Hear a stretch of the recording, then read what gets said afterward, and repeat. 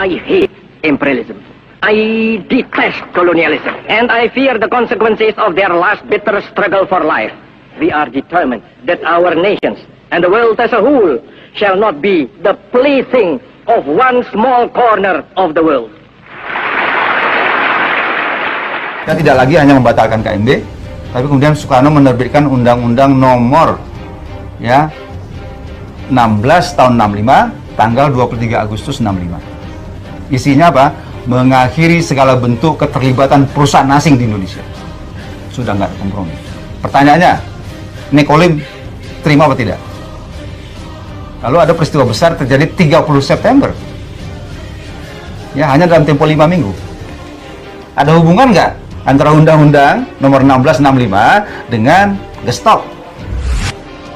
Yang Bung Karno katakan bahwa peristiwa Gestok itu adalah kelihayan Nekolim, kelihayan neokolonialisme dan imperialisme, bangsa asing yang ingin menguasai kembali harta kekayaan bangsa Indonesia. Bung Latif, itu terbukti ketika TAP MPRS nomor 33 tahun 67 ditandatangani tanggal 12 Maret tahun 67, lalu tanggal 7 April tahun 67 Mas Kiki, pemerintah Orde Baru menandatangani kontrak karya dengan PT Freeport McMoran, perusahaan tambang emas dari Amerika, di mana kontrak karya yang ditandatangani hanya 26 hari setelah Presiden Soekarno digulingkan, itu kemudian menyerahkan kekayaan alam bangsa Indonesia, tambang emas di tanah Papua, kepada Amerika dengan kontrak karya 30 tahun, royalti hanya 1,5% untuk tambang dan 1% untuk emas.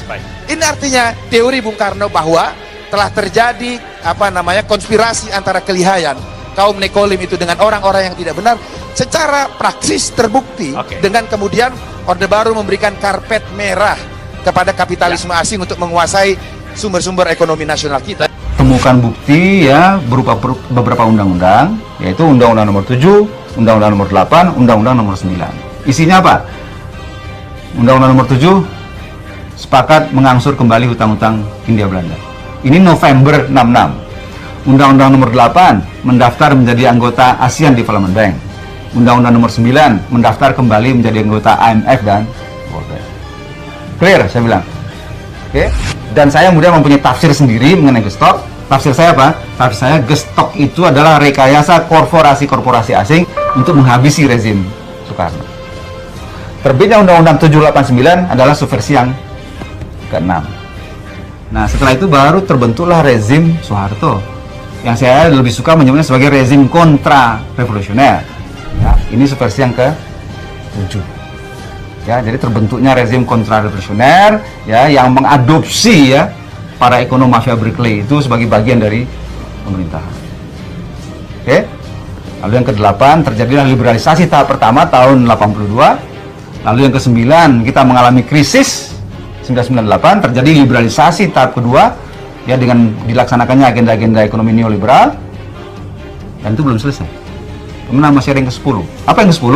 Yang ke-10, bukti yang paling kuat adalah bahwa ternyata yang menjadi common enemy pihak kolonial selama ini ya, itu adalah pasal 33 Undang-Undang Dasar 45. Apa yang terpendam di dalam bumi Indonesia ini, agar supaya sebagai hasil dari penggalian itu dapat dipakainya sebagai dasar daripada negara Indonesia merdeka yang akan datang.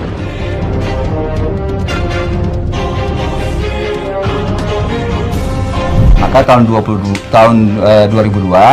terjadilah ya upaya amandemen terhadap pasal 33. Nah, ini adalah subversi yang ke-10. Jadi saya kira jelas ya apa yang sedang terjadi gitu. Ya. Kalau kita konsisten dengan cita-cita proklamasi amanat konstitusi sampai kepada pasal 33, maka ya hampir boleh dikatakan sangat terbatas tempat bagi ekspansi kapitalisme di Republik ini. Nah, jadi itulah yang terjadi di dalam sistem Fir'aun sekarang ini, bahwa pemerintah itu didesain hanya untuk mengambil hutang dari bank, menghabiskan melalui APBN dan proyek, kemudian memajaki rakyat. Karena itu pajak semakin hari semakin tinggi, semakin banyak, semakin tinggi, semakin banyak. Nah, jadi kalau digambarkan, ya kan, wilayah domestik nasional itu adalah demokrasi. Supaya kalau 5 tahun harus ganti. Kalau ada presiden, ada perdana menteri yang tidak nurut pada para bankir, out. Tapi para bankir tidak pernah berganti, mereka turun-temurun, perusahaan swasta, anak beranak pinak. Ini kira-kira hanya 400 keluarga di dunia ini. Maka apa yang harus kita lakukan adalah membalik seperti yang mereka dulu lakukan. Yang mereka dulu lakukan adalah mengambil emas dan perak dari orang tua kita, mereka lebur menjadi batangan, dia simpan di berangkas, dan kepada kita dikasih toilet paper ini, kata Mahathir Muhammad. Tukarkanlah menjadi emas dan perak, menjadi dinar dan dirham, dan kemudian gunakan untuk muamalah. Karena Nabi sudah mengatakan akan datang satu zaman di mana yang semua yang kamu miliki tidak ada harganya, kehabisan nilai, kecuali dinar dan dirham, kecuali emas dan perak. How to start? Ya, seperti Neno. Bagaimana sekarang Neno mau mulai untuk, apakah Neno akan mengganti hidup Neno? Gimana caranya? Ya, mulailah dengan menukarkan uang-uang ini sebelum kehabisan nilai. Semakin banyak kita mengedarkan uang rupiah, semakin miskinlah kita. Gitu. Dulu dengan 2 rupiah dapat 1 gram emas, sekarang 2 rupiah wujudnya saja tidak ada. Gitu. Jadi semakin banyak kita menggelontorkan uang kertas itu, semakin miskin kita. Lain dengan ini, karena ini kan mudah, 1000 jadi 100.000 tinggal rubah angka. Kalau dengan emas dan perak, 1 dirham 3 gram perak. Kalau Anda menghendaki 2 dirham, harus ada 6 gram perak. 10 dirham jadi 30 gram perak. Mengedarkan rupiah berarti menambah kemiskinan. Menambah dan mengedarkan dinar dan dirham berarti menambah dan mengedarkan kekayaan. Dan lihat, menipunya uang kertas ya. Kalau kita pakai untuk menyimpan naik haji, kalau Anda menabung dolar, maka setiap tahun naik. Saya sudah hitung ini, dan ini valid sekali. Naik setiap tahun itu 3,5%. Kalau Anda menyimpan rupiah, setiap tahun naik 5%, nggak nyampe-nyampe. Tapi kalau Anda menyimpan dinar, maka dia akan turun 8% setahun. Dengan dinar, dulu naik haji 1 orang, sekarang bisa naik haji 4 orang. Dengan kata lain, kalau Bapak Ibu sekalian serahkan cengkeh Bapak Ibu sekalian dan menerima uang kertas, Anda 4 kali miskin. Detik itu juga dalam konteks ini. Maka serahkanlah cengkeh dan katakan, saya mau serahkan cengkeh, bayar kami dengan dinar. Bayar kami dengan dirham. Saya serahkan pala kami, bayar kami dengan emas dan perak. Saya tidak mau uang palsu ini, uang-uangan ini. Saya mau uang yang sebenarnya, uang dari Rasul SAW. Hari ini 1 dinar dapat seekor kambing. Zaman Nabi dapat seekor ayam 1 dirham, hari ini dapat seekor ayam. Tidak ada yang berubah. Sekali lagi, pemiskinan itu adalah dibikin oleh sistem. Dinar dan dirham itu selalu dicetak oleh para sultan. Jadi lihat, ketika para sultan berkuasa, para sultan berikan emas dan perak pada rakyat.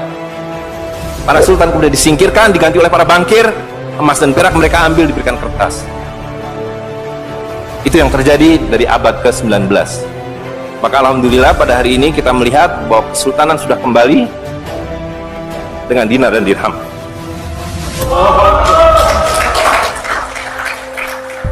Dan ini adalah awal berakhirnya sistem riba.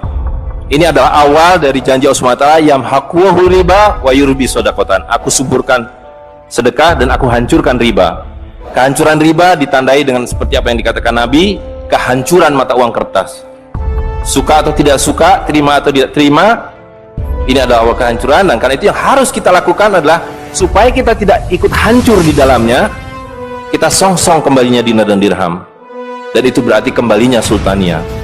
Dan Ternate adalah awal dari kembalinya dinar dan dirham dan sultania, bersama dengan Kesultanan Cirebon, bersama dengan Kesultanan di Sulu. Jadi sekarang sudah ada 3 sultan yang mencetak kembali dinar dan dirham. Dan ini akan mengawali kembalinya dinar dan dirham di seluruh dunia. Jadi kalau pada abad 15, abad 16, abad 17 bangsa Ternate sudah sampai ke Madagaskar, sudah sampai ke negeri atas angin di Spanyol, maka pada abad 21 kembali Ternate sampai Spanyol. Ternate sudah kembali sampai Afrika Selatan, sudah sampai Eropa melalui dinar dan dirham yang berlaku di seluruh dunia. Orang Amerika tidak bisa mengatakan emas saya 5 kali lipat dari emas saudara, tidak bisa. Emas kami dari Ternate sama harganya dengan emas kalian. You 1 dinar, kami 1 dinar. You 1 dirham, kami 1 dirham. Itulah keadilan. Ya. Dinar dan dirham yang kita bicarakan ini tidak ada artinya kalau berhenti hanya di dalam ruangan ini. Dinar dan dirham harus segera berkemerincing di kota Ternate. Dan Anda semua yang harus memulainya. Seluruh penduduk Ternate menggunakan dinar dan dirham. Dan Kanjeng Sultan dari beberapa waktu yang lalu sudah mulai membagikan zakat dalam dirham. Jadi di Ternate ini sekurangnya sudah ada 1.000 orang memiliki koin dirham yang dibagikan oleh Sultan. Dan itu adalah awal. Ini baru awal dari kembalinya Islam dan berakhirnya kezaliman. Jadi sekali lagi Bapak Ibu sekalian, marilah segera ya ular-ular Fir'aun itu kita akhiri dengan cara yang sangat mudah, yaitu kita mentaati perintah Allah SWT. Allah SWT mengatakan wa halalul bai' wa harramar riba. Aku halalkan berdagang dan aku haramkan riba. Dan uang kertas adalah riba par excellence. Di dalam uang kertas ini ada 2 riba sekaligus. Ya, jadi saya kira itu saja. Saya mohon maaf mengambil waktu agak terlalu banyak, tapi ini penting karena supaya clear semuanya.